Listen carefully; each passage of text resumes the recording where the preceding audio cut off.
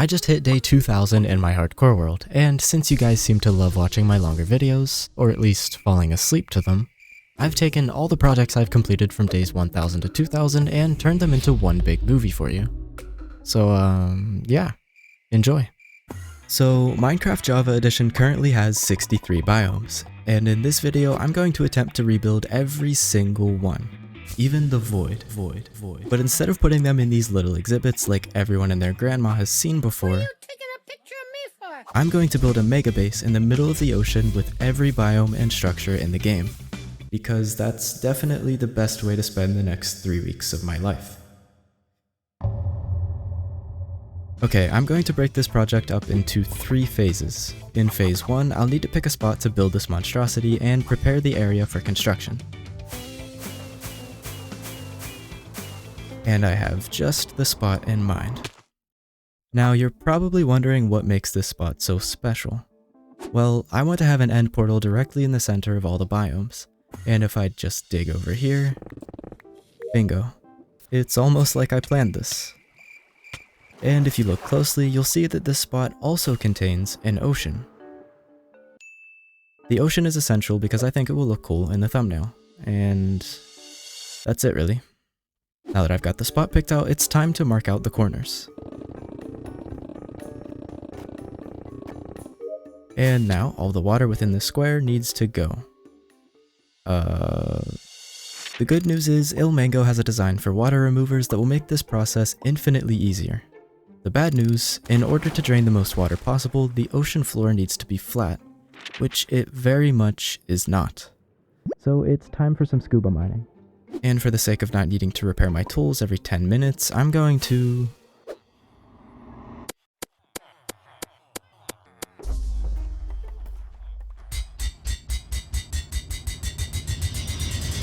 These things should last me forever though, as long as I don't break any. That's everything I need, so let's get started.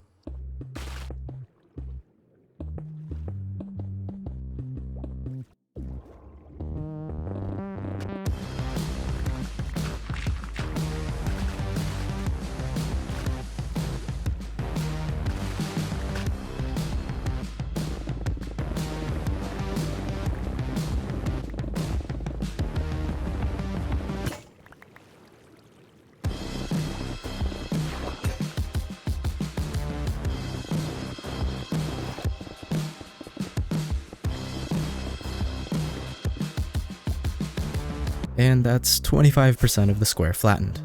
This is gonna take a while.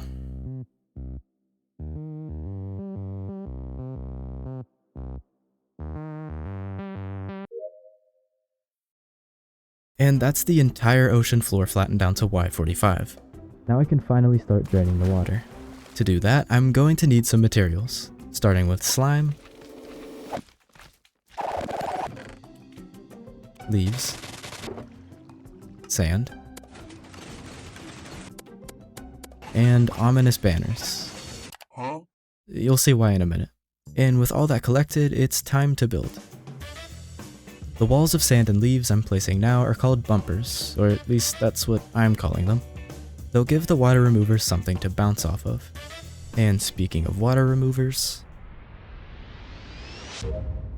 Now, technically I could just start activating these one by one, but I think it will look cooler if they all move together as one unit. That's where these banners come in. If I place the first one down on this observer, and then connect the rest of the banners to it,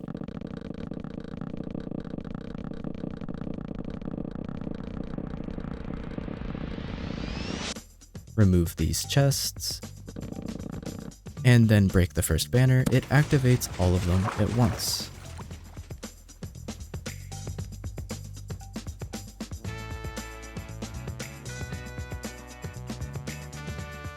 That was the easiest 800k blocks of water I've ever removed.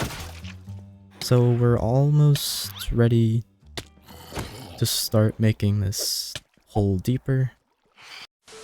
But we've got a bit of a situation down there. All that leftover water needs to go, and as you saw, this place turns into a mob farm at night. I'm going to tackle the water problem first, but first... No, that sounds stupid. Firstly, I want to outline the circle that we're going to be building in. Perfect. Now the water. How many sponges? Okay, yeah, that's not gonna work.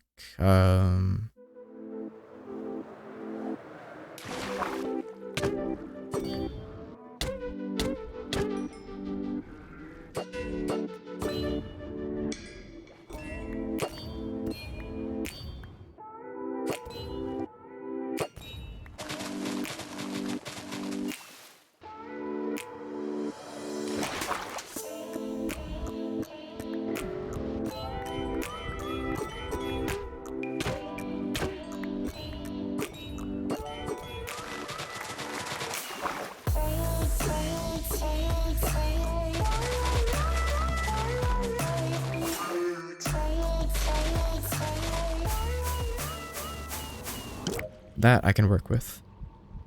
I'm sure you guys have seen sponges work before, so I'll just...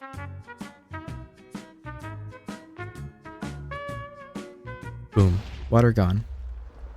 And for my next trick, I'm gonna make these mobs gone too with a super simple mob switch by ENX04.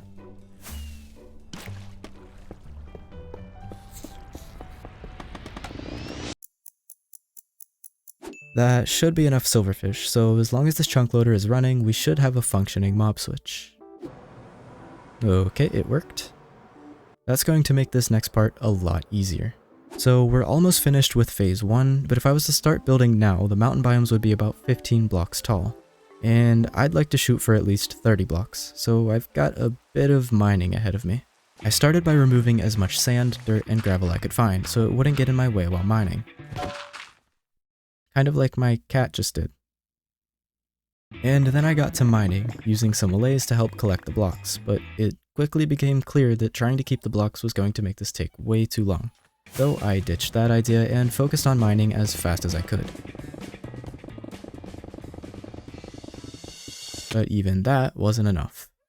It was at this point where I started digging tunnels and filling them with TNT I made using gunpowder I got from my raid farm. And this is when I started seeing some real progress.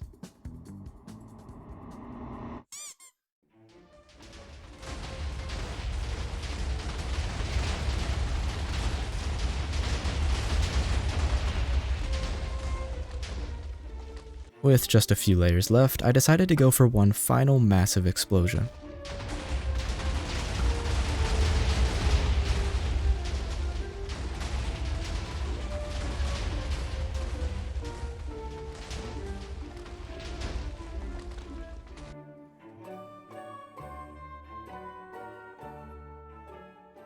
But nothing could have prepared me for what happened next. Not even the nightmare I witnessed back on day 21. Why are you jumping on the bed? No, this was far worse.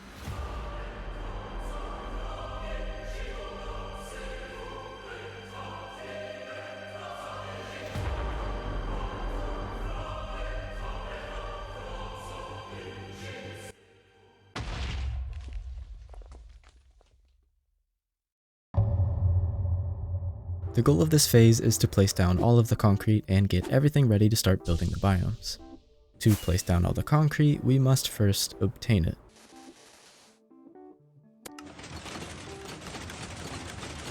Now to convert it. That should be enough for now. Alright, time to place some blocks.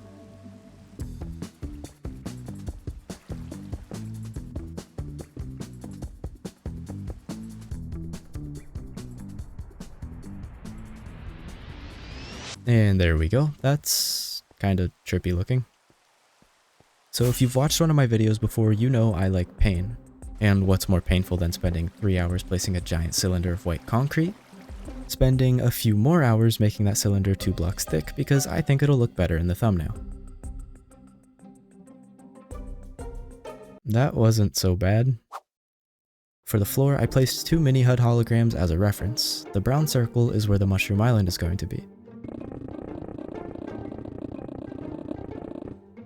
And the blue one is where the ocean biomes are going to start.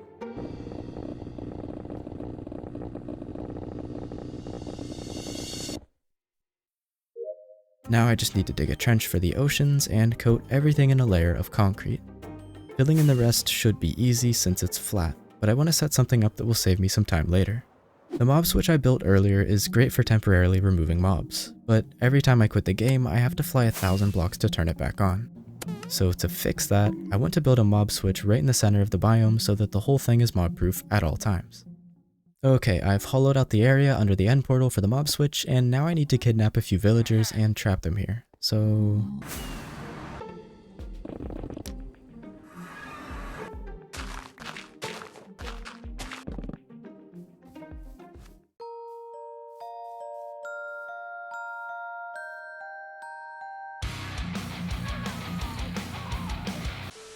Nice.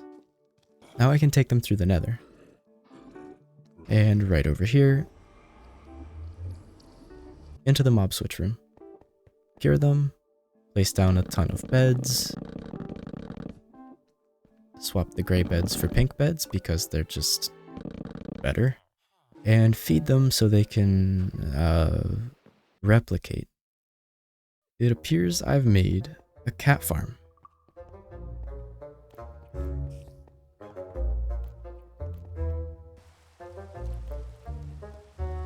Okay, I'm gonna try my best not to kill them this time.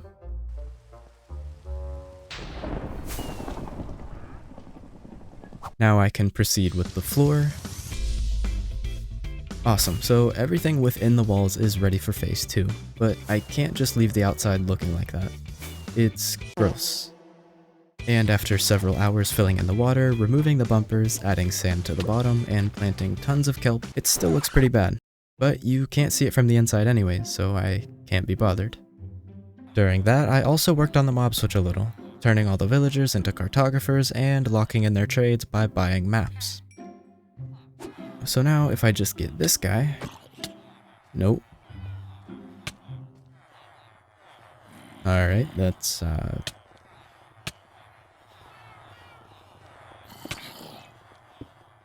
exactly how I wanted that to go. And while that zombie is having the time of his life, I'll explain what exactly this contraption does. Since I traded with all the villagers, they can't despawn, even once they've been zombified and are counting towards the mob cap, which means the whole area will be spawn proof as long as I'm within 128 blocks of them. Pretty cool. So with the mob switch done, the inside of the walls finished and the outside ready, I guess that means it's time.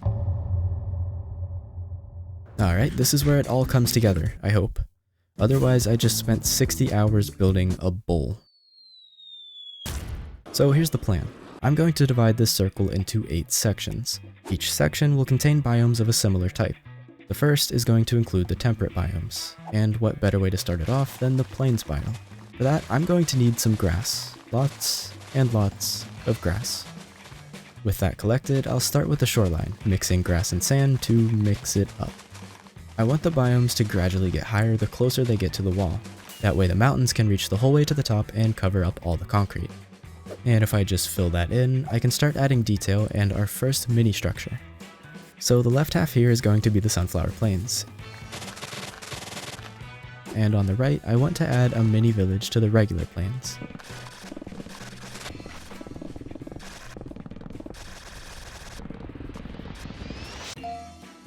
That actually looks really good.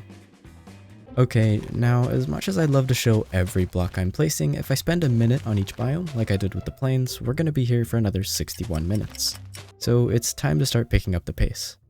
The next 2 biomes behind the plains are going to be the forest and birch forest. Behind those is the flower forest and the tall birch forest.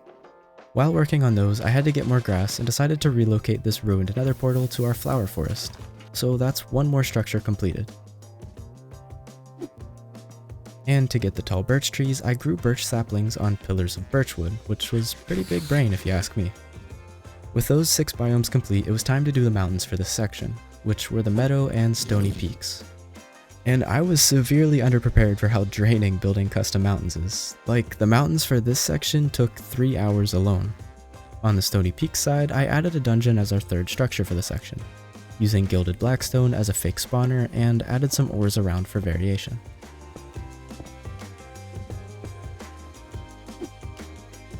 While I'm waiting for that grass to grow, I think it would be cool to add a waterfall going down the stony peaks and through the birch forest, forming our river biome. And I'll transition it into the frozen river biome in section 2. To finish off section 1, I added flowers to the meadow biome and then began working on our first ocean, which is the regular ocean biome. Quick disclaimer, some oceans have a deep variant, which is kind of hard to represent when you're making everything mini. So I'm considering the deepest point the deep ocean and the less deep parts the regular ocean. I'm also realizing now that I lied. There's still one more mini structure for this section, which I need a sea lantern for.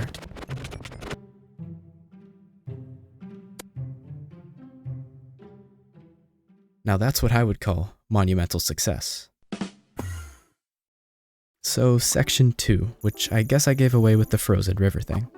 This section is going to contain all the snowy biomes, starting things off with the soon-to-be snowy beach and the not-yet snowy plains. And then the frozen ocean, which is where one of our structures will be. And I'm out of ice. According to the wiki, an iceberg is considered a structure-like feature, so don't you just love when you're trying to record a voiceover and your dog keeps barking constantly? According to the wiki, an iceberg is considered a structure-like feature, so we're including those too. I can't build the iceberg without snow though, so I'm gonna need some help. And I have just the guy for the job. With the help of my new friend, I spread snow across the entire snowy beach and the snowy plains, and farmed up the snow blocks I needed for the iceberg. It's a bit big, I think, but so are icebergs, so I'll leave it be. Next up, I finished the frozen river I mentioned earlier, connecting it to the frozen ocean, and decided to lay out the rest of the terrain to get that part over with. But then something terrible happened.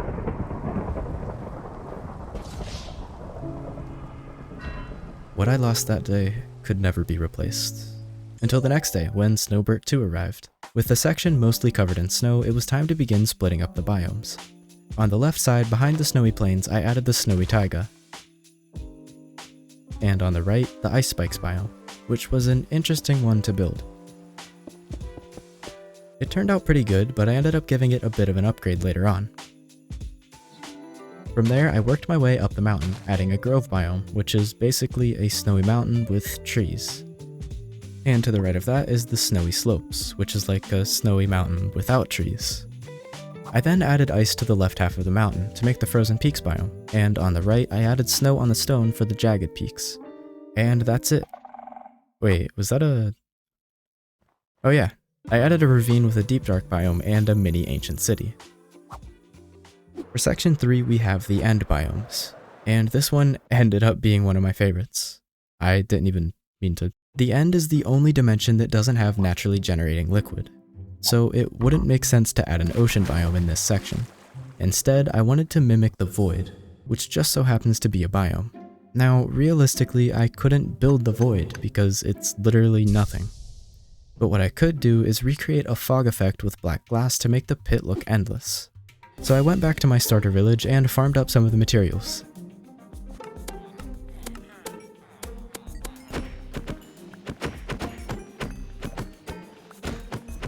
And while I was at it, decided to collect all the endstone and chorus fruit I was going to need too.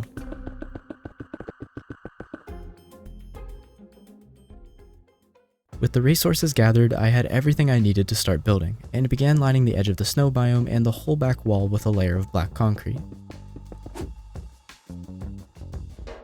From there, I started working on the void, first adding the small end islands biome, and then creating the end barrens, which is basically like the edge of an end island.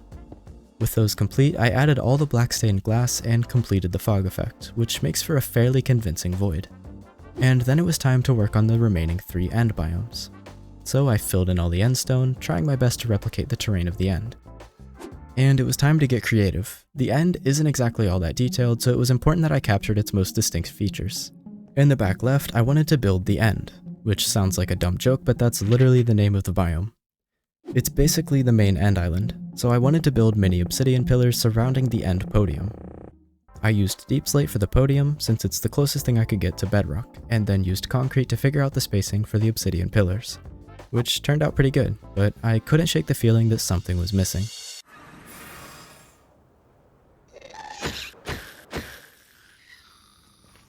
So after a quick trip to the nether, I was able to craft enough end crystals to top off all the pillars.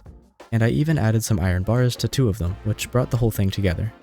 After that, I noticed the rest of the end was looking quite empty. So I planted a bunch of chorus flowers in the Midlands biome and in what would soon be the Highlands biome. So to finish up the Highlands biome, I'm going to build a mini end city.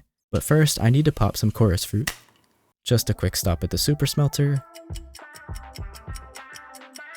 There we go. Time to build that end city. As it's being built, I want to give a big thanks to BlockyBryson. There were a few different tutorials for mini structures, but I liked his the most. This end city and the jungle temple that you'll see later were based off his tutorials. Okay, that looks really good, but the problem is you can't really see it. These chorus fruit plants are way too tall, so enjoy 10 seconds of chorus fruit ASMR.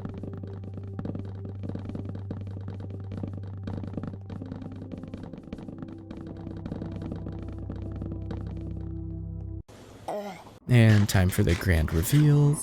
Yeah, that looks way better. And I guess that means it's time for the next section, which is going to be the swampy section. So I went on an adventure gathering all the blocks I'd need for the swamps.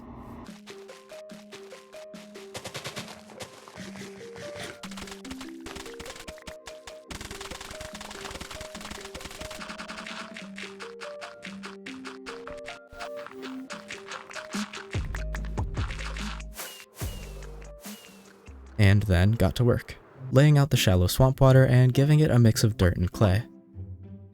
After a quick reminder that I'm not Dream, I scattered a bunch of lily pads throughout the water and decided to tackle a reoccurring problem with this build.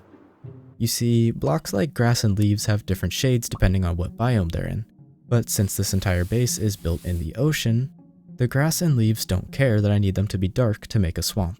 In this case, I can't do anything about the grass, but for the swamp trees, I tried using oak logs with birch leaves to make them darker, which worked surprisingly well. And while the grass was growing, I added a mini witch hut too.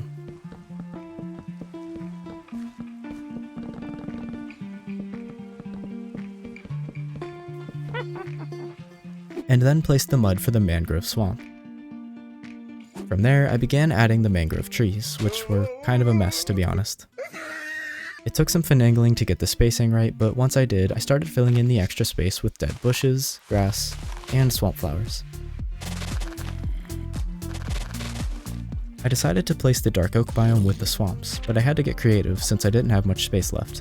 I built a plateau reaching all the way up to the top, got a bunch of saplings, tried my best with the mini woodland mansion, and filled in all the dark oak trees. And then it was time for the second cave biome. I went with the dripstone caves here, carving a hole in the mountainside and building the cave out of stone before raiding a real dripstone cave for the materials to decorate it. And I'm quite happy with the result. The last part of this biome is invisible, at least from the surface. Fossils have a chance to spawn in swamp biomes, but they only spawn underground. I guess I'll leave one block exposed because why not? And that's 4 out of the 8 sections complete. On to section 5, starting with the ocean as usual. If you're wondering why one side is stone, it's because the next biome is going to be the stony shores. This is a cold ocean, so basically a regular ocean, but we pretend it's colder. Shiver my timbers! From there, I finished the stony shores by adding stone to the shores. Then I set off to grab the rest of the blocks I'd need.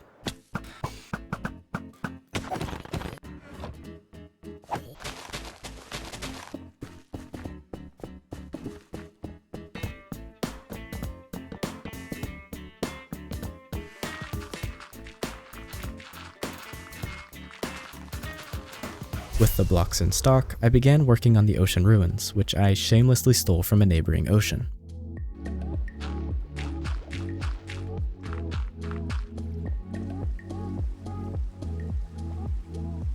And then placed the next 2 biomes. My plan was to have the old growth spruce on the left and the regular taiga on the right. Now the only thing that makes the 2 old growth taigas different from each other are the tree types, which I can't control. So I spent a stupid amount of time growing and chopping down trees to get the specific types. Then I finished the regular taiga, before getting a sign from the universe that I've been spending way too long on each project because this is the second build in a row I've had a skeleton trap spawn. Anyways, I lined up the framework for the remaining biomes and started filling them in. I added the giant pines behind the spruce, then the windswept gravelly hills, followed by the windswept forest and windswept hills, completing the section. One thing I forgot to mention is that these mossy boulders are considered structure-like, so we can check those off. And there is another structure for this section, but I forgot about it until the very end of the video. So, yeah. This is when I decided to go back and revamp the ice spikes biome. The extra space at the back was bothering me, so I filled it in with a few more spikes. Yeah, that's much better. Now the jungle section, starting with the warm ocean, which I'm both excited and intimidated to build.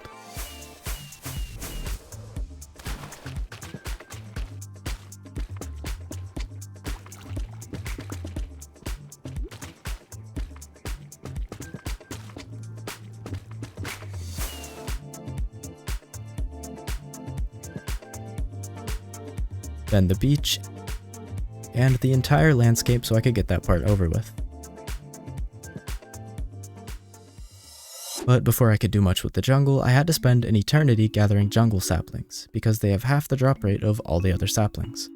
With the saplings finally gathered, I built the sparse jungle, and then the regular jungle, with a mini jungle temple.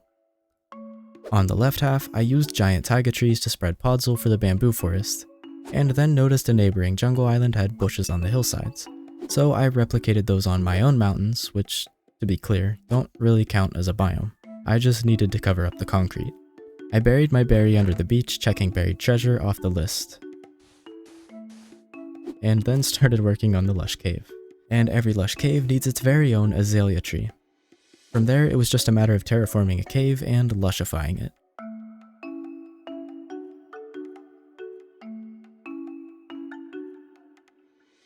That's the lush cave done, but just like the end city, you can't see it.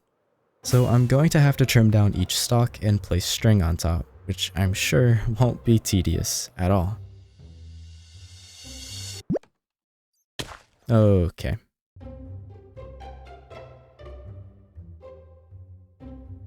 Well, there's string above all these bamboo stalks now, but I have to cut them down so the tops will regrow with leaves.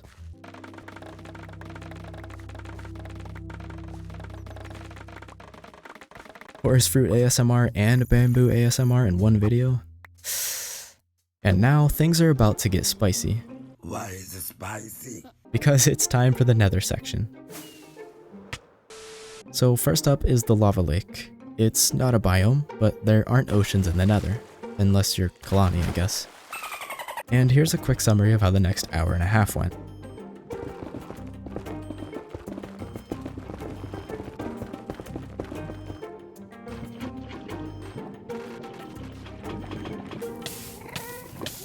I feel like this shouldn't be a thing. That's good enough. I'm going to fill it in with blocks anyways. Like so. And I want to just get all the block collecting over with now. So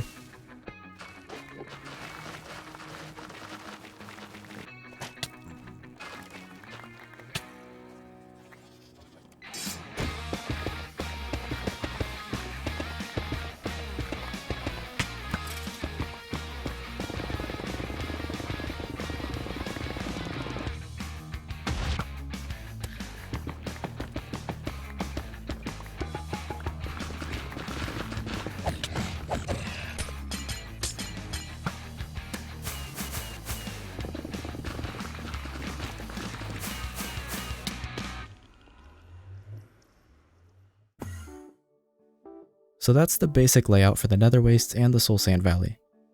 Now I just need to go through and add some details, like magma blocks, gravel, one of those basalt pillar things,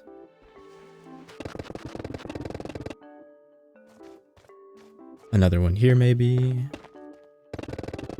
yep, another fossil, which is one of our structures. There we go. A clump of glowstone. And in this gap I have here, I want to place the mini bastion. This is the type I chose as a reference. It probably has a name, but I don't know it. But here's my replica. not too shabby. For the next two biomes, we have the Crimson Forest and the Warped Forest. For these, it was really just a matter of using bone meal on everything. Wait, why is this one so tall? It's taller than the jungle trees. And the last biome for the Nether is the Basalt Delta, which ended up taking 6 or 7 hours to finish. I lost count. I used so much basalt that I had to make a makeshift farm for it, which I threw together in a few minutes.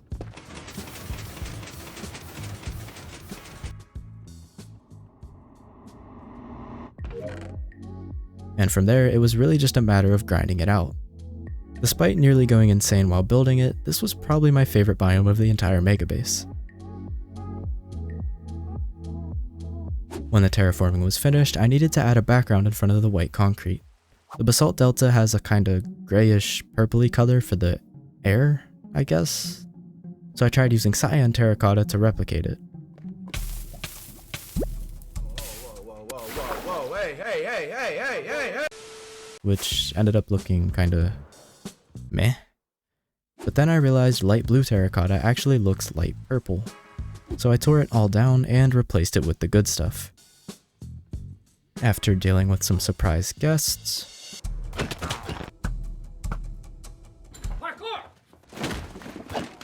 the only thing left was the Nether Fortress, so I took a quick trip to my own fortress to try to figure out how to build one, and these guests just wouldn't leave me alone.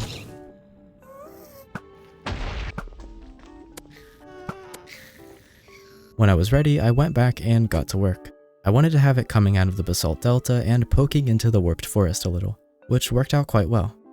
There's even a mini blaze spawner. And it's time for the next section, starting with the lukewarm ocean, which will be home to our final underwater structure, the shipwreck. Now, I'd admit that I stole this from another ocean, but I prefer to call it relocating. I relocated it. Just like the ocean, the rest of these biomes are of the warm variety. I laid out the land for the first 4 biomes and got to detailing them, adding cacti, a desert well, and a desert temple to the desert. For the savanna, I ran into the same issue that I had earlier. Other than acacia trees, the savanna's only discernible feature is its dead-looking grass, which I can't replicate because I'm in an ocean biome. So the next best solution was using path blocks to mimic the color of the savanna. Of course, this meant I couldn't place grass there, so I made up for it by using patches of coarse dirt to plant all the foliage, which I think looks pretty good. The next 2 biomes are a bit wacky. Before I could start though, I went on a quick trip with my cat to collect all the natural spawning terracottas.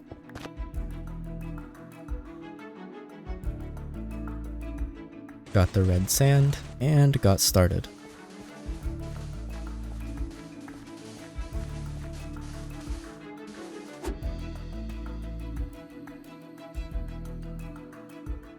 That's the eroded badlands done, and the windswept savanna, which still needs some work, but I want to get started on the mountains, which are going to be the Savanna Plateau, wooded badlands, and regular badlands. Now, the problem with using path blocks is that it leaves these little gaps which I have to fill across this entire mountain.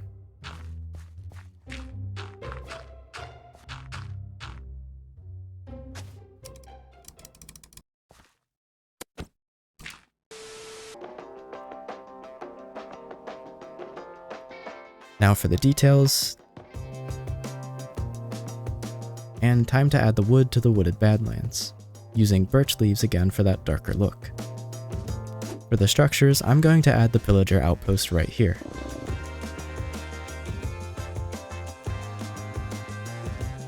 And then a mine shaft over in the badlands. With a fake cave spider spawner, and some cobwebs from this abandoned village to finish it. And boom. The entire outer area of the megabase complete. Now, as much as I'd love to start the final biome, I've got to take care of that structure I missed earlier in the taiga biomes. I'll just need some of these, a few shards,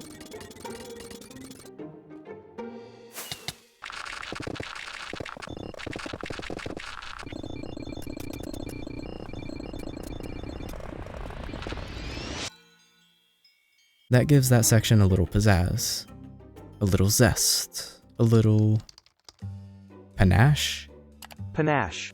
Yeah, panache. Now I'll just clean up my mess, grab some mycelium and some of these on the way. I don't have a silk touch shovel.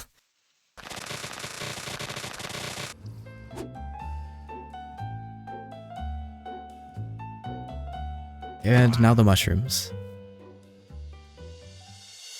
That's the mushroom island complete, but there's still one more structure left, hence this hole. I'm going to build a stronghold themed gateway here.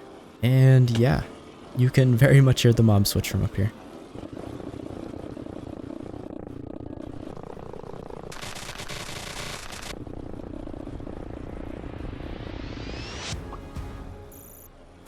So here it is. Every single biome and structure in Minecraft.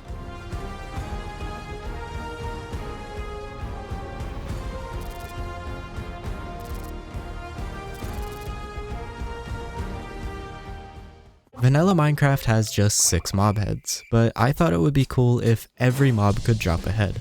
So when I started my hardcore world last year, I included the More Mob Heads data pack, which gives every mob in the game a chance to drop its head. Common mobs, like pigs, tend to have the lowest drop rates.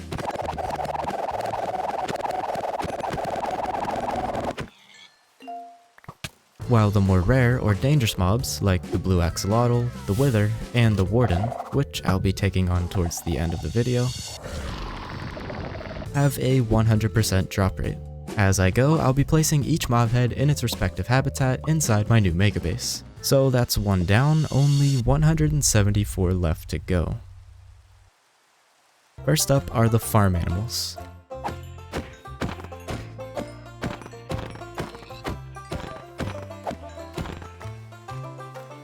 Oh, that's the sheep head collected. Or at least one of them. I still need the other 15 colors.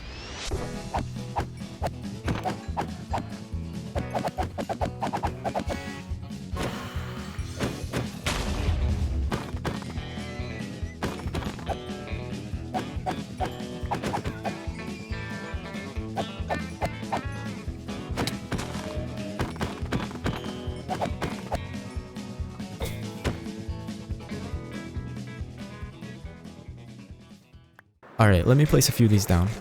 We'll place the donkey, cow, and phantom heads now. And save the sheep and the horses until I have the rest of the colors collected.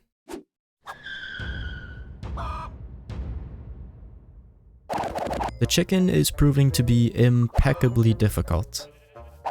If I don't get it soon, I might have an existential crisis.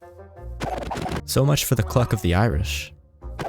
This is truly a test of my endurance. Come on, it's nearly 10:30. Alright, I'm running out of puns here, so I guess I'll just start winging it.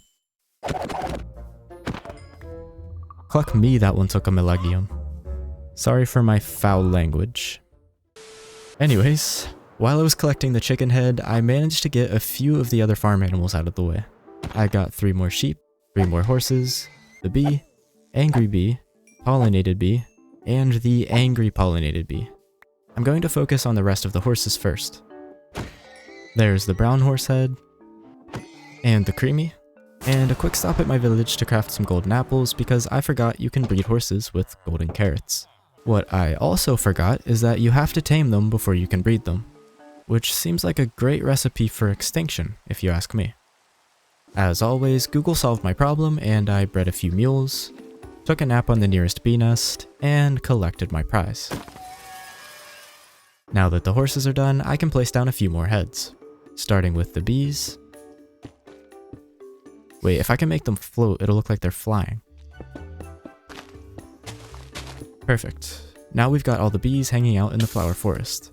For the horses, I want to make sure I spread them out a little bit. So I'll do 1 in the village's animal pen, 2 more in the plains, another 2 in the sunflower plains, and the final 2 along with a mule head in the savanna biome. Now for the sheep. I'm still missing 8 colors, but luckily I have plenty that I can breed over at the old sheep mansion.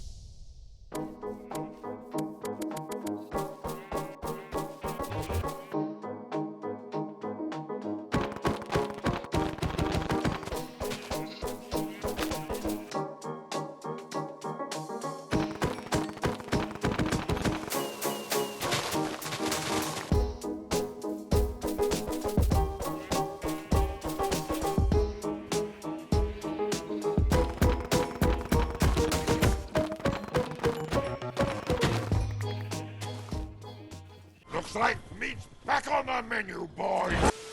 And that just leaves us with the pink sheep and one mystery sheep. To make things even harder, I want to try finding the pink sheep in the wild. Oh wow, there's one right behind me. What are the chances? For the so-called mystery sheep, I need a Jeb sheephead. And before we head back, I forgot about one more type of horse. Okay, good. Those would have been a nightmare to farm. Alright, I think I'm just going to scatter these sheep everywhere.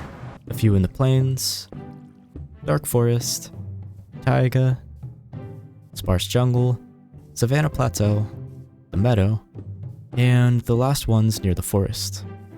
Now, the skeleton horse is a weird one because it can pretty much spawn anywhere.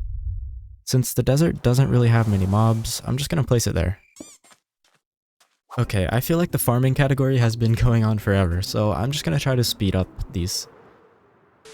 So, llamas. These things are surprisingly difficult to find. And on top of that, they only have a 30% chance of dropping a head. So I learned early on that I was going to have to breed them. Over the course of the next 5 hours, I found all 4 colors and bred them until I had enough for a head. And I also had 3 wandering traders spawn, which got me the trader llama heads as well. I placed the regular llamas in the Savannah Plateau and the Windswept Hills, and 2 wandering trader heads on the Mushroom Island with 2 llamas each. Hopefully the rabbits are a little easier to find. There's the white rabbit, black and white, gold, salt and pepper, brown, and the black rabbit. Oh, great. Ah, no way, that's like a 1 out of 100 chance. Here's the black rabbit, and finally toast. Don't. Take 2. Not again. And you know the drill by now. There's the gold rabbit, naturally right on the edge, seconds away from hurling itself off, and then the rest. Now, since we got the spider head already, I guess it just makes sense to knock out all of the cave mobs next. Let me just place this down first. Next up is the bat, which I don't have to go far for since the entire area underneath this base is basically a farm for them.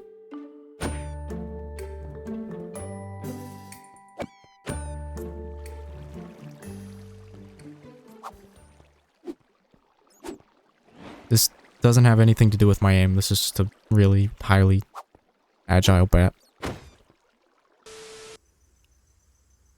I'm Batman. Yeah, that was awful. Moving on.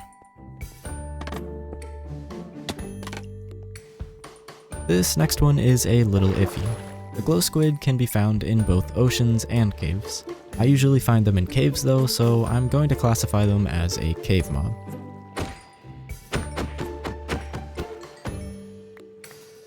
While I'm in the area, I might as well get the cave spider too, since there's a mine shaft down here.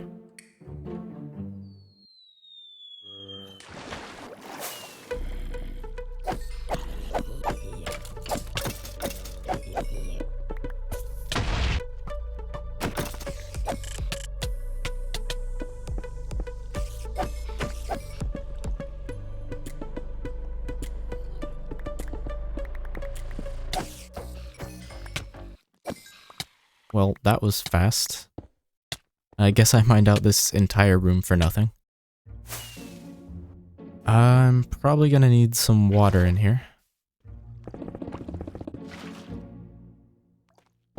And then, could we just... No? Alright. I was afraid that was gonna happen.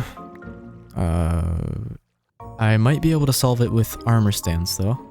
I'm gonna have to place it on a slab though, otherwise it's just gonna be underground. So something like this. And then we just push a block into it with a piston. And again. Why is it pushing? Okay. That's better. Now we'll just place the cave spider at the mine shaft, like so. And that's it for the cave mobs. We've got zombies, skeletons, and creepers still, but I'm going to need a lightning storm for those. Next up, I'm gonna fill this mini village with all the village mobs, and then make a horde of zombie villagers on their way to attack it. Each villager profession has its own head, so I'll need to get all of the job blocks first. And now we pillage.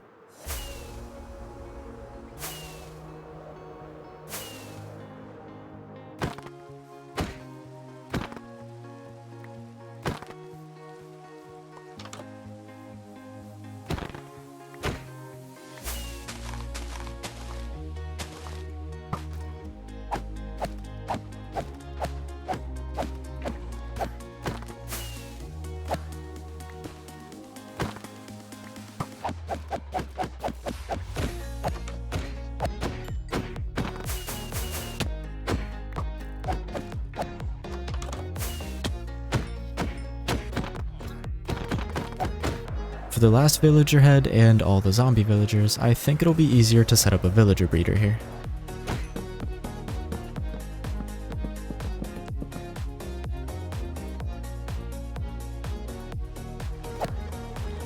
Alright, that's the final regular villagers. The zombie villagers might be a little tougher though, since they only have a 50% drop rate.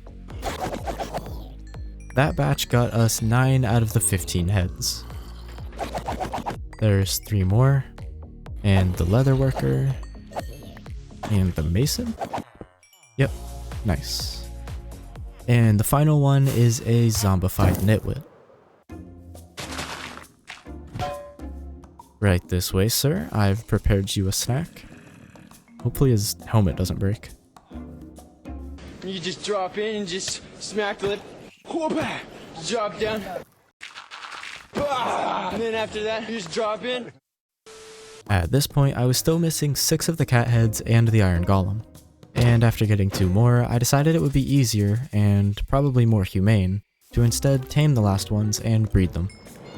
So after retrieving the black cat I tamed in episode 4 and spending 25 minutes looking for this little guy, I was ready to start my very own cat sanctuary. In the end though, it still came down to murder. Sorry, PETA. The iron golem was a lot more straightforward, especially once I realized that golems created by the player don't even fight back. And that's all the village mobs complete. Let me just... It's kinda cool looking when you don't think about all the stuff that had to die to make it possible.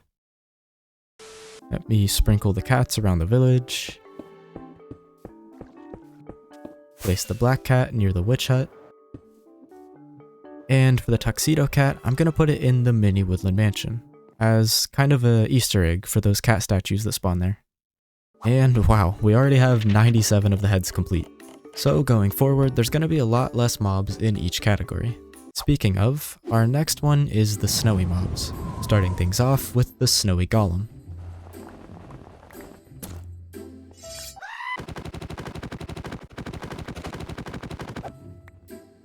Now, you might expect it to have a pumpkin head, but I guess this is technically their real head. Time for the polar bear. There's one. Ah, no. No, I can't kill the one with the baby. This one, though.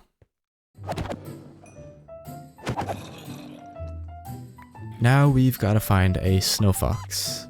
And I don't really know where to look for it. Actually, now's a good time to get the stray head.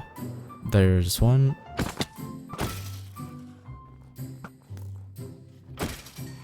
Ooh. Alright, so the snow fox. Like I was saying, I don't really know what the best way to find one of these guys is, other than just running around in circles. Just making sure there aren't any in the powdered snow.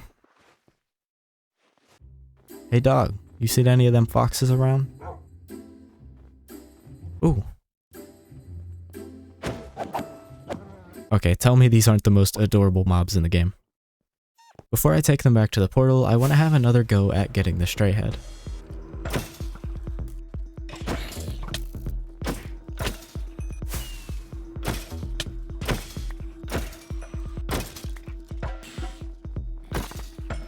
What? Not this time.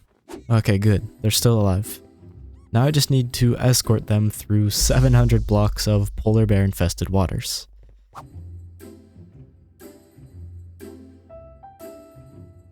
In case it wasn't clear, I refuse to kill these guys for a head until I have a breeding pair back at my base.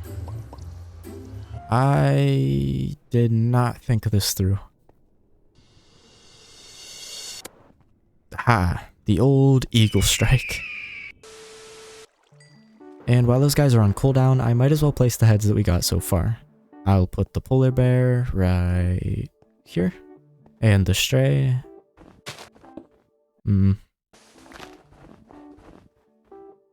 That's better.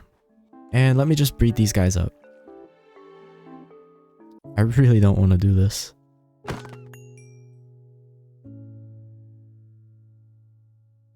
I'll just place it down here.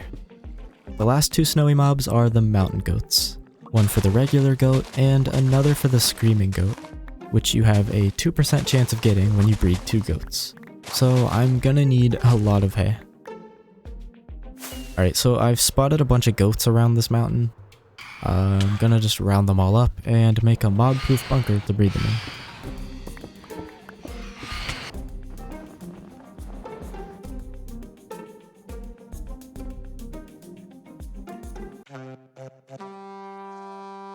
Alright, things are coming along well.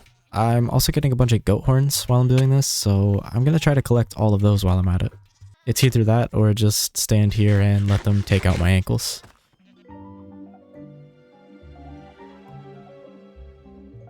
I might as well get the regular head now.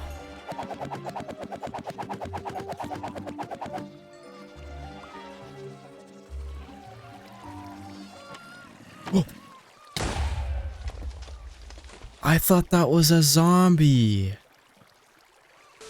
Okay, so I think I heard one scream, but I don't know how I'm gonna find out which one it is. I'll just try to separate them and then narrow it down, I guess. I need to get on top of the walls though.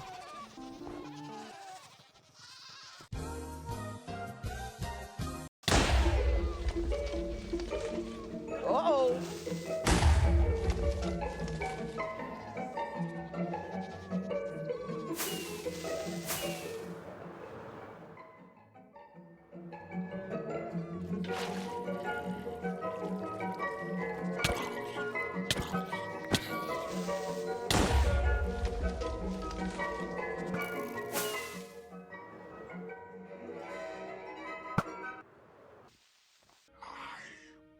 Make them pay for what they've done. Alright, so somehow the screaming goat survived all of the creepers, but I haven't figured out which one it is yet. Okay, so here's our culprit. He dropped this admire horn, which can only be gotten from screaming goats. Now I've just gotta breed them. And get the head. I also got every single goat horn in the process. I'm gonna opt for the wall this time instead of the ceiling. And let's finish off the snow with the regular goat head in the snowy slopes. And the screaming one in the frozen peaks biome. Now there is another mob for this section, but I'm not quite ready for that yet. So on to the end mobs. The first mob we need is the Enderman. I do have a farm for them, but I want to try to avoid using farms for now. And I'm definitely not going to do it here because these sensors are already getting annoying.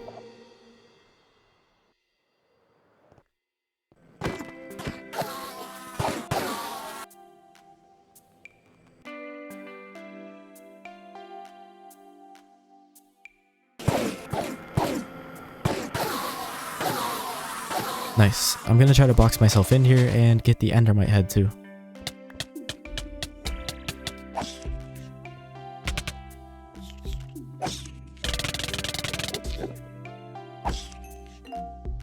And now I need the dragon head.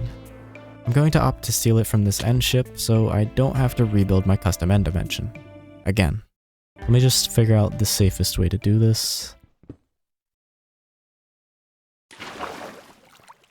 The last mob for the end is the shulker, but this place is looking pretty empty. So I'm gonna need a new one. Okay, this is the saddest excuse for a city I've ever seen. It'll have to do though. Now we just place them down. I'm gonna do something a little bit different for the dragon. I want to have a mini dragon flying above the obsidian pillars so that it looks like it's being healed by the end crystals. Alright, here's the prototype. Alright, I decided to go with a design I found on Google instead. Not as cool as I imagined, but it beats placing it on the ground, I guess. And now it's time for the swamp mobs. For this, we have the slime. And it's already daytime, so frogs. I'm just gonna build a cage to breed them in. This way I don't have to worry about them escaping. And we just pull them inside. It is night again though, so I'm gonna go back to slime hunting.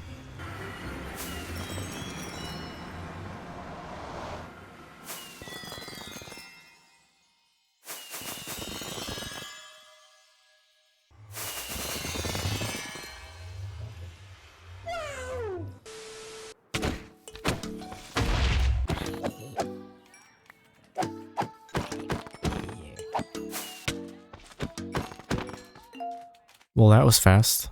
Kinda ruined my montage, though. Or did it?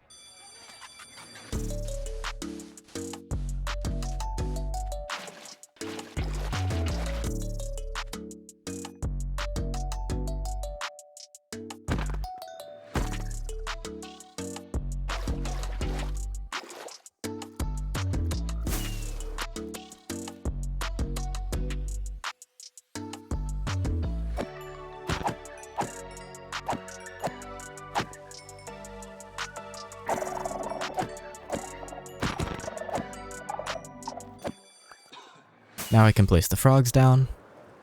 Ooh, never mind that. It's charged creeper time.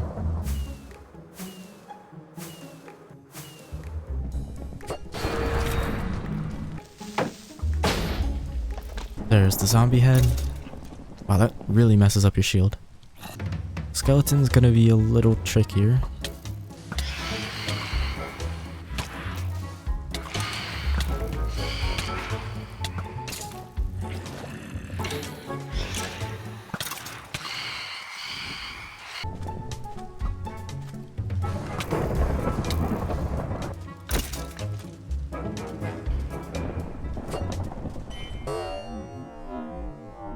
What the hell is even that?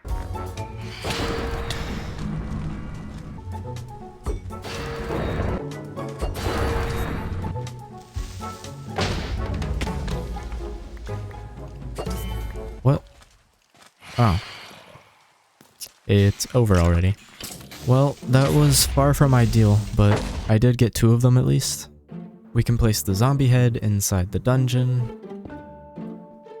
And then the creeper. I think I'm gonna put it in the desert temple. I feel like I always find them inside these things. And back to the swamp stuff. I'm just going to scatter the frogs around in the swamp and the mangrove swamp. And I'm gonna put the tadpole in the shallow end over here. I'll put the slime head right here. Oh, it kind of looks like a baby slime. And that's it for now. We're gonna come back here later to do the witch head, but since the drop rate for it is super low, I'm gonna try to get it while fighting raids later on. Okay, our next group of mobs is from the taiga biomes. I say group, but there's really only 2.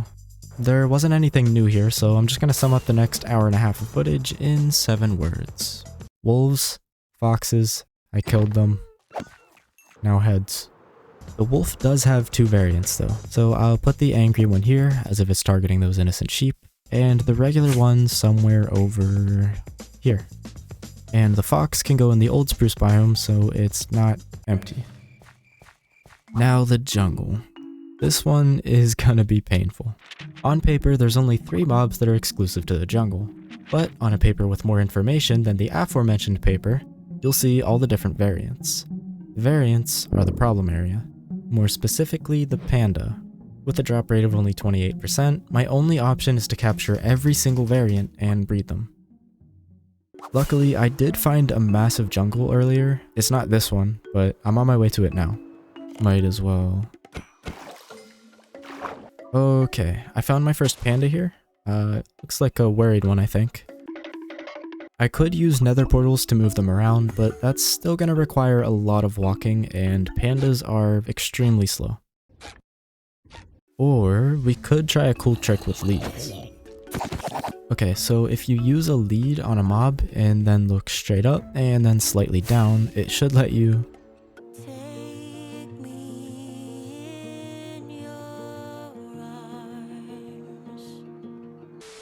Now, similar to planes, the difficult parts are the takeoff and the landing. Easy does it. Perfect. Thank you, sir, for traveling with Aust Airlines. That trick is gonna save me so much time. All that's left now is to build up a breeding pen. Pandas are quite chunky, so I'm gonna need something sturdy. These leaves look pretty strong.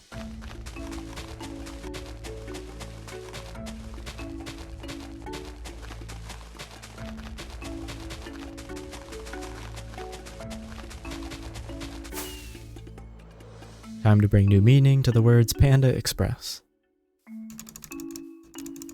Wait.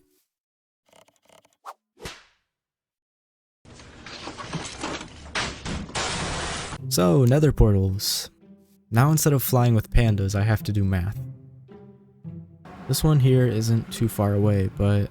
What are you doing? That's the normal panda. Now for the other 6. Next, the worried panda. Another normal one, and its playful baby, which nearly suffocated in the portal frame when it aged up. He didn't seem to mind though. A pathetically weak child I got by breeding them. And then I was interrupted by one of these. So I took the opportunity to get the last storm-related heads. That's the charged creeper, skeleton head, the skeleton head, and then I raced to the nearest mushroom island to fry up some of the mushroom cows. I'm not going to get the heads for those until later though, because I'm already in the middle of the pandas. Next up is the lazy panda, which might as well not even have legs because it clearly doesn't know how to use them. The last two were the aggressive panda and the brown panda. Surprisingly, the brown panda was actually easier to find, but only because I had already found one way back in episode 4. On the way, I got the ocelot head, and when I got there, he was pretty much in the same exact spot I found him 3 Minecraft years ago. And to speed things up, I nudged him the whole way home.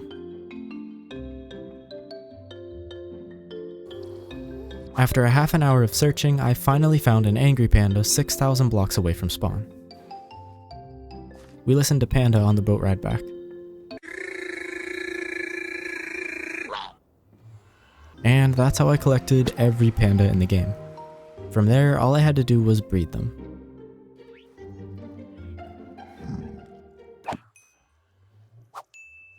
And organize them into different pens to make getting the heads easier. If you're wondering why that looked like Steve for a second, it's because all the heads are just player heads with a different texture.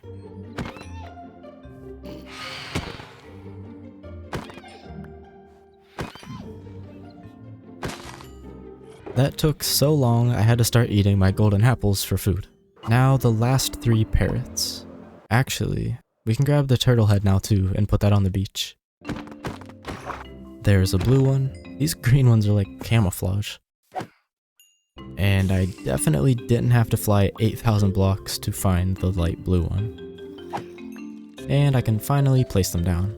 There's the turtle, green burb, blue burb, red, white, light blue, apple, angry panda, weak panda, playful panda, me if I don't upload for 2 months, lazy panda, panda, brown panda, and the ocelot. I can't really think of a good place to put the charged creeper, other than the jungle since that's where we found it. I'm gonna put the skeleton in the Soul Sand Valley since there's only a few mobs that spawn there.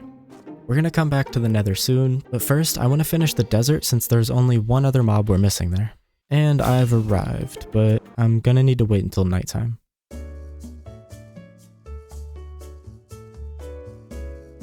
And now if I just find one, or two, or not, there, Huskhead. And next up is the ocean mobs, since I've been neglecting them this whole time. Take it away, Penny!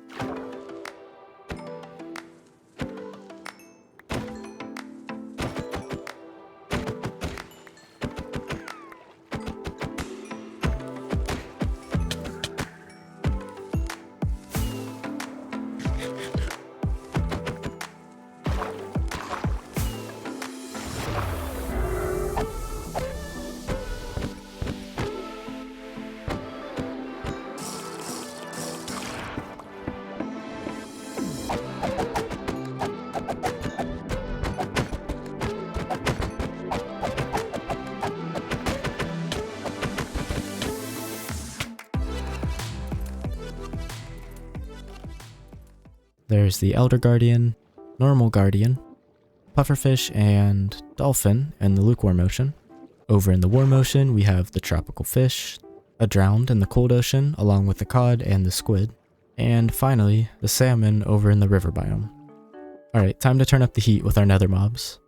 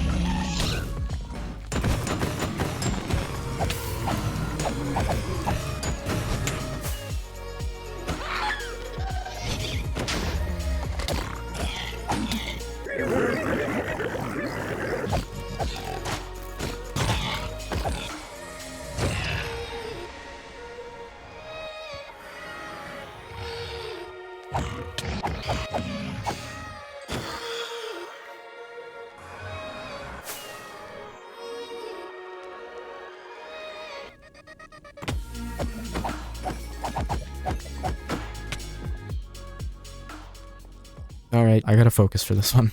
If I'm gonna die this episode, it's gonna be to the warden. Okay, that's a lot of them. Where? Nice staircase.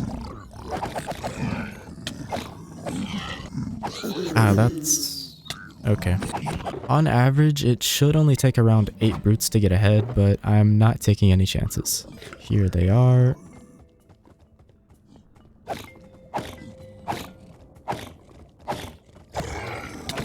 Wait, really? I didn't even make it inside yet.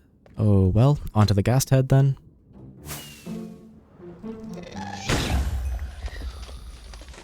Okay. I am totally gonna pay for all this good luck later. Okay, sir, I'm gonna need you to step off the strider. Guess we'll do this the hard way then. Wait till you see the... No. All we've got left is the regular strider and the wither skeleton. Okay, to be fair, I did kill quite a few of these earlier. They just didn't make it into the montage. And now we can head back to our own nether biomes and place them all down. I'm just gonna put the Zoglin with the Ziglin since they're both zombified. What? The Brute will go in the Bastion, the Hoglin and Piglin in the Crimson Forest, and then for the Ghast, I want to see if it'll look good flying. Oh, it even has the little tentacle things on the bottom. For the normal strider, I want to try to float it on top of the lava.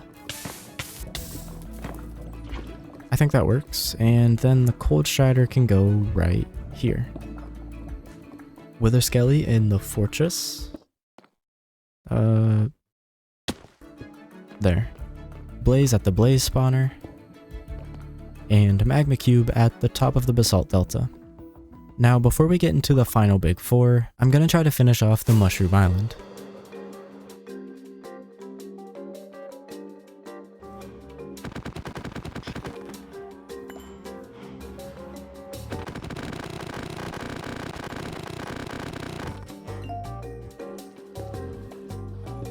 and the stronghold mobs, which is just this guy.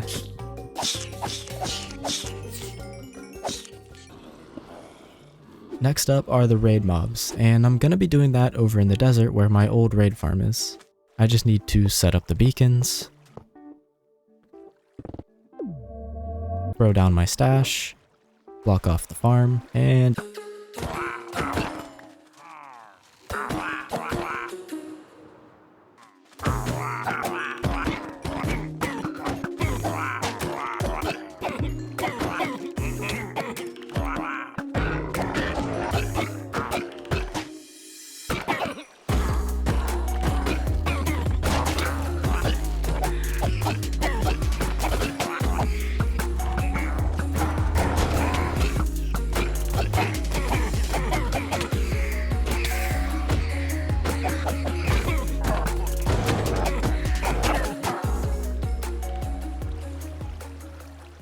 so I got nearly every single head from the first raid, even a second type of Vex head, which I didn't even know existed. The only one I didn't get is the Witch, so I fought 2 more raids. And then had a decision to make. I could either continue fighting raids, which by my estimates, it would take another 13 raids or about 3 hours to get a Witch head. I could spend a little less time building a Witch farm that I don't need, or I could lazily yoink a witch head from my raid farm's overflow chest and move on with the video. I chose the latter. Now we're also going to need an allay head for the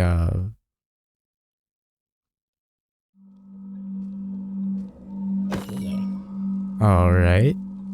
Add that one to the list of strange encounters. Anyways, placing these ones down is going to be a little different than the other mobs. Some of them will be at the outpost here, like the Allay, Pillager, and Ravager. Then the rest will go in the Woodland Mansion. Here's the Evoker with his Vexes, and as promised, we'll put the Witch inside the Witch Hut. Okay, here it is, the final 3, the ones that'll jeopardize my hardcore world or my sanity. I'm gonna start with the Withers. Despite having 3 heads, it can actually drop 4. The head is a guaranteed drop, but which type it drops is randomized, so in a perfect world, I'd only have to fight 4. To play it safe, I'm going to be fighting 8 Withers, all at once. Also, I'm way too far into this series to be collecting all the skulls by hand, so I'm gonna build a Wither Skelly farm designed by none other than ENX04.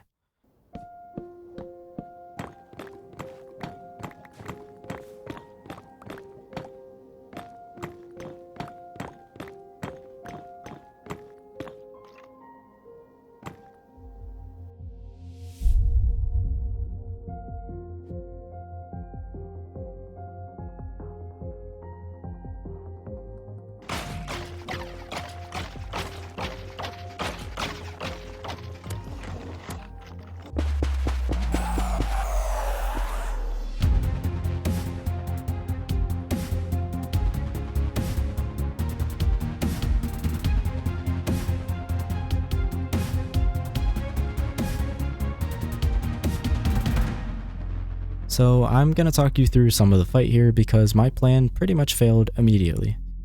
The point of the Dinnerbone name tags is to flip the Withers upside down so you can focus fire on one at a time. But I very quickly found out that I wasn't going to be able to jump high enough to actually reach them. So at this point I was definitely panicking. I tried my best to single out one at a time and I got close, but with 8 of them passing through each other, it just wasn't gonna work. And then I had an idea to jump and let the explosions launch me high enough to reach the Withers.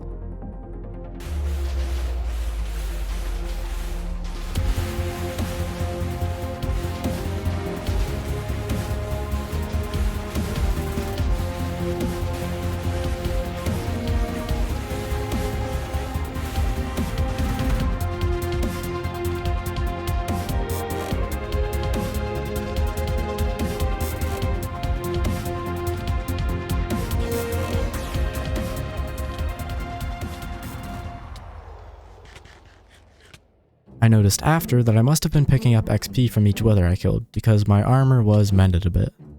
But most importantly, I noticed that half the Wither heads that dropped were blown up during the fight. so I fought a bunch more. This time in reasonable portions, until I had all 4 heads. Alright, so I placed the wither heads down already, but I think I can do better than scattering them across the ground. So that's supposed to be a mini wither, and then for the blue skulls, I want to have them flying in front as if he's shooting them out. And that's the wither done. On to the mob that will probably cost me my sanity. When you breed any 2 regular axolotls, the baby has a 1 out of 1200 chance of being blue. Because axolotls only eat buckets of tropical fish, which don't stack, gathering the food itself is at least half the process. And if you think I'm going to be gathering 2400 fish like this, not a chance. Instead, I'm going to build a fish farm I found by Raiseworks. Alright, so the farm is complete. I'm sure the fish will start spawning any minute now. So it turns out tropical fish can't spawn in bubble columns anymore. So I removed some of the soul sand at the bottom in a checkerboard pattern and modified the farm a bit to suit my needs. And now that it was functional, I grabbed a pair of yellow axolotls and set up the breeding area inside this floating island. I didn't get the axolotl on the first try, which was to be expected. What I didn't expect though was that this was going to be my life for the next 4 days. Over the next 113 Minecraft days, I bred axolotls. 36 hours. Collecting fish, breeding more, killing them off when it got too laggy, until eventually, over 4,000 axolotl babies later, I got it. Oh my god! Wow! From there, I got my first breeding pair and gained access to infinite blue axolotls, then secured the head. During those 4 days, I also got the pink and cyan heads, and then the brown one after the blue. And as for the yellow, well... Wow. Wow. Wow. Wow. Wow. And with the axolotls complete, there was just 1 head left. Now, don't get me wrong, the Warden is a very deadly mob, capable of killing a player with the strongest armor in just a few hits. But it has its weaknesses. Testing in a creative world, I found that 6 iron golems could bring down the Warden. 5 would weaken it enough to allow me to get the final blow, so that the head would drop. But that felt too easy. So I'm just gonna 1v1 it. I've got a beacon with all the effects, extra totems, pearls, golden apples, and this little contraption that will hopefully make enough noise to distract it. Now I just need to make him angry.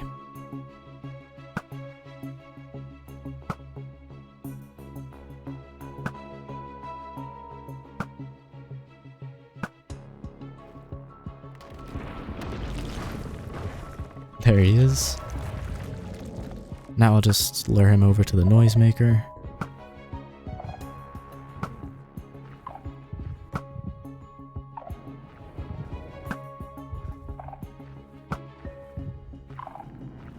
And that should do it. Now I'm just gonna fall back to my beacons. And let the games begin. Well, turns out the Warden doesn't care that much about dispenser clicks when he's been hit in the forehead by an arrow. But I held my ground, before realizing that I was about to die. I decided to fall back, getting 1 more shot off to show him that I was not to be messed with, before flying face first into a wall and realizing that I cornered myself. But my next move changed the entire fight, because, as scary as the Warden is, its ranged attack only reaches 20 blocks high, so it was helpless. And with a few more arrows, the beast was slain.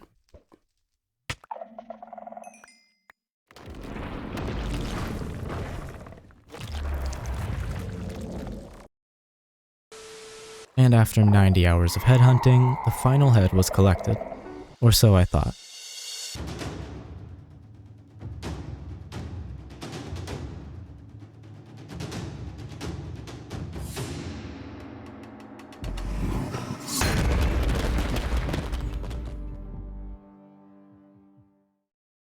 What happens when 2 worlds limited only by your imagination collide to create something new?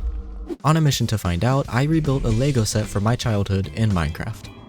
But before we jump into building a 539 piece Lego set, it's probably a good idea to figure out how we're even going to make Lego bricks in Minecraft in the first place.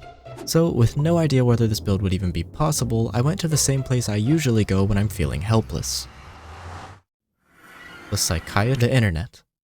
I found a few Lego brick builds out there, but if I was going to make this idea work, I needed something on a scale that would actually be achievable in survival. So it was back to the drawing board. Problem is, Legos are a science. There are literal engineers behind their design. Every piece is made with the perfect dimensions designed to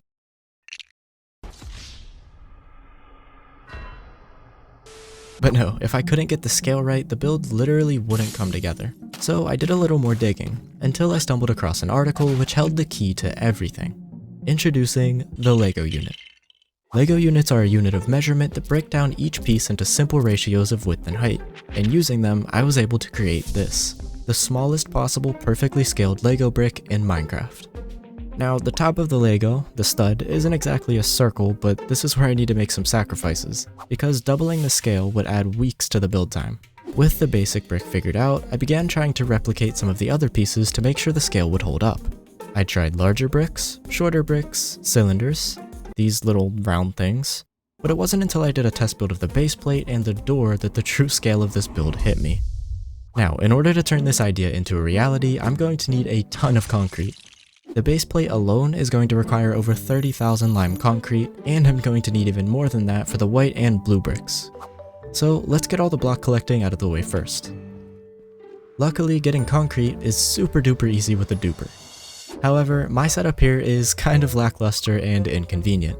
It would probably take around 8 hours to get all the concrete powder and convert it with the concrete converter. So, like any sane person would do, I'm going to spend those 8 hours coming up with a completely new setup, spend an entire day building it, and then get the concrete, because I like efficiency. So the new gravity block duper I'm installing here is by Couch Tomato. It has the same production rate as the one I just destroyed, however this one is compatible with the concrete factory that I'm building now. And this thing is cool. It takes all of the concrete powder, catches it, throws it against waterlogged stairs, converting it, and then blows it up, removing an entire step from the process and making my old concrete converter obsolete. Next up is the storage system, and this one is designed by this guy Aust. You should check out his channel, he's got some It sorts all the concrete by color and loads it into shulker boxes automatically. And I was so caught up in designing a good concrete storage system that I forgot to leave room for sand. So, well, that's gonna be fun to deal with next time I need some for a project. Anywho, with the new setup here, all I have to do is place down the different colors, turn everything on, and while it's doing its thing, get addicted to this farming minigame inside my new Discord server. That's the concrete done. The last thing we're going to need is some wood for the trim along the door and windows. For that, I built this wood farm designed by IanXO4 and upgraded by Nicolier.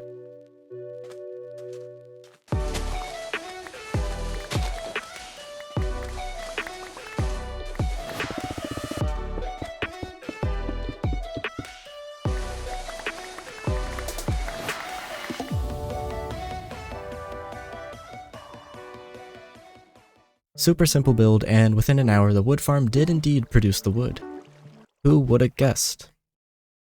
Now the question is, where do I build this thing? Ideally it's somewhere as flat as possible because I don't want to spend too much time terraforming. Alright, this spot here is very flat actually. I typically wouldn't recommend building a house on a body of water, but I think Legos float, so we should be okay. And with a little terraforming, I should be able to make sure that the rivers aren't flowing into our yard. So let's do it.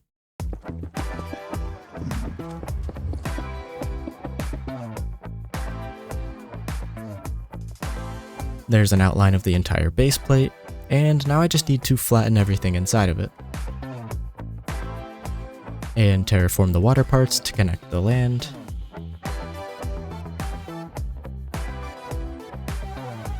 And now for the 30,000 block base plate.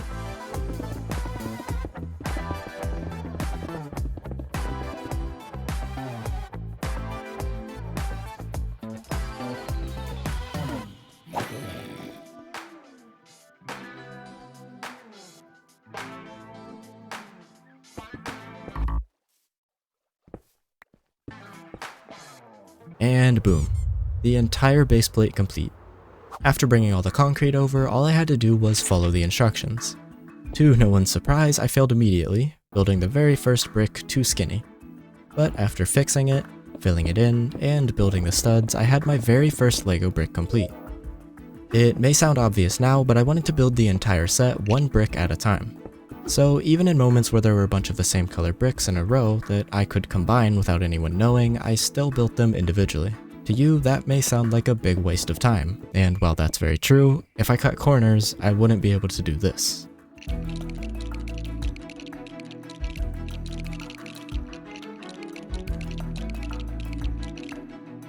Page 7 is where we run into our first dilemma. This is the first time I needed to use wood for a Lego brick, and the thing about wooden planks is that they have texture, while the Lego bricks that I'm trying to recreate do not. So for the purpose of recreating this to the best of my abilities, I'll be using this texture pack I made for the rest of the video. All it does is remove the texture from oak planks, and with it we get this result instead of this. And with that problem solved, it was time to get back to building. For the most part, the next 2 hours were pretty straightforward. The only piece that I had some trouble with was the hose tap, but I think it turned out okay. Then I got back to work, building what I'm guessing is supposed to be a flower pot, and then a basket of apples, and 2 bushes before adding the red trim to the house.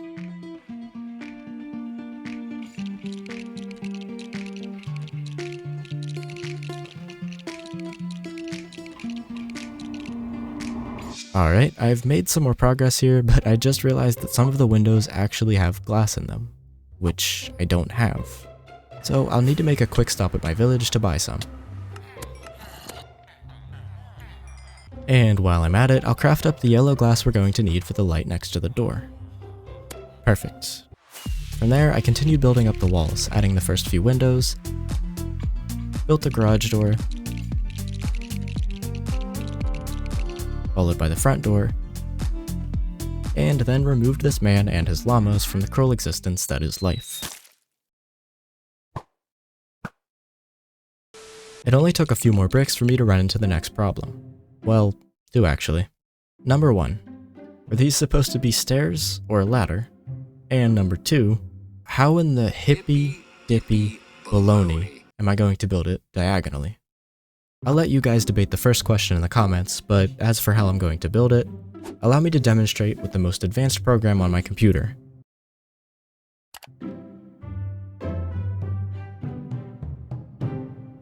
This is the Lego house, and these are the stairs/ladder.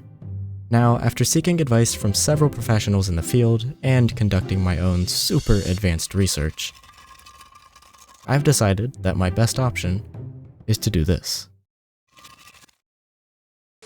And despite all that preparation, I still butchered the first attempt.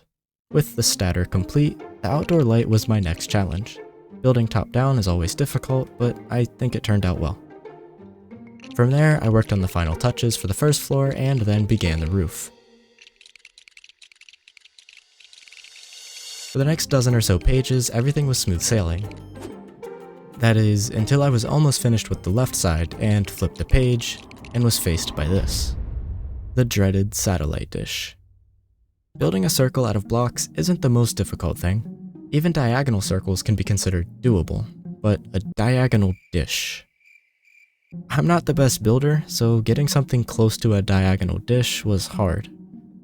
This is what I ended up with, and although it doesn't really look like Lego, if you zoom out a bit, I think you can tell what I was going for. I hope. From there, I finished the left side of the roof, topping it off with the chimney. And I could continue rambling on about each part as I build it, but for the rest of the house, I think it's best showcased with one of these.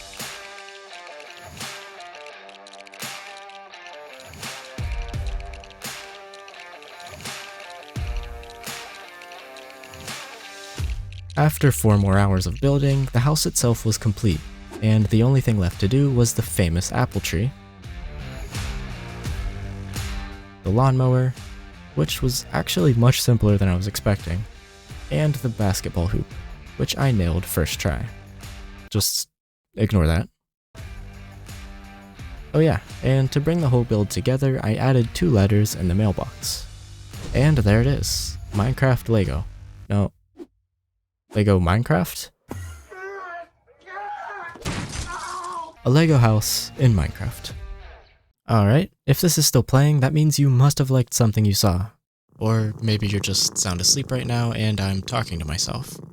Either way, if you'd like to see more of my content, consider subscribing.